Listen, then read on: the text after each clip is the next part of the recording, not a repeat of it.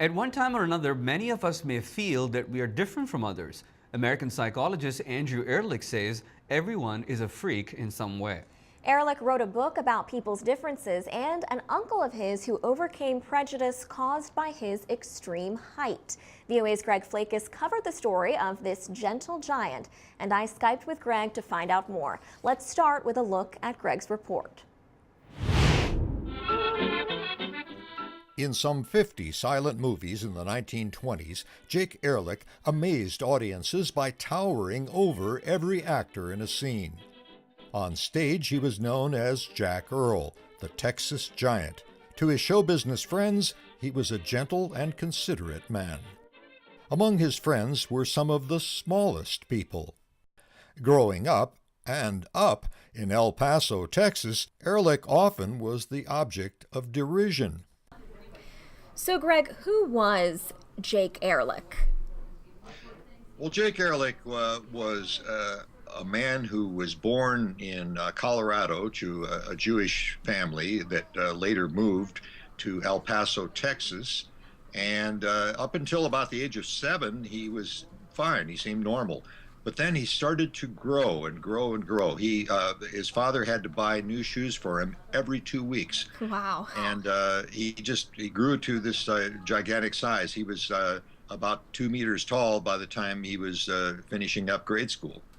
But of course there was much more to him than his size. He was known as Jack Earl, the Texas Giant, but there is a lot more that we learned from his nephew. What can you share with us?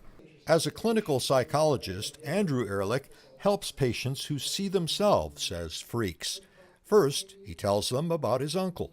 Here's a man that overcomes the stereotypes, and he does it not by avoiding who he is, but by embracing who he is and expressing it in the visual arts and in his performance. And what was the response at this lecture that you attended?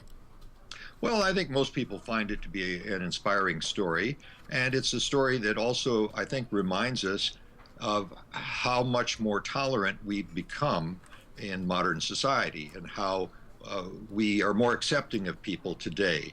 Anyone who would mistreat or insult somebody for a difference, a physical difference like that, would be looked down upon by the rest of us in society. In fact, if you, as happened to Jake when he was a young boy, people threw rocks at him. If someone did that today, bystanders would call the police on them. We wouldn't accept that today. What about Jake's artwork? Well, that's another really fascinating aspect of the story. This growth of his, this unusual growth, was caused by a tumor on the pituitary gland in the brain. And today, of course, that could be operated on. There are medical techniques for dealing with it. But back then, that was something that actually caused many people to die. And in his case, the tumor grew at one point so large that it was pressing on his optical nerve and caused him to go blind for a number of months. And when he came out of that eventually because the doctors bombarded it with x-rays and reduced the size of the tumor. And when he came out of that experience, he was drawn somehow to the visual arts, and he took up sculpture and painting. He was also a poet. He expressed himself through all of this, and his paintings are quite stunning even today. To look at the very colorful depictions of circus life, of scenes he saw around the countries he traveled, of people he knew. There's even a self-portrait in there. Yeah, he really was remarkably talented. Do you think that this was a sort of art therapy for him?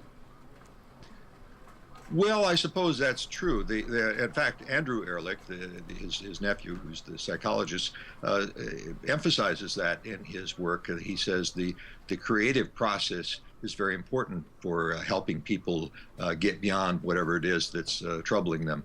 And people often find self-expression that way. And Greg Flakus reports for VOA from Houston, Texas. This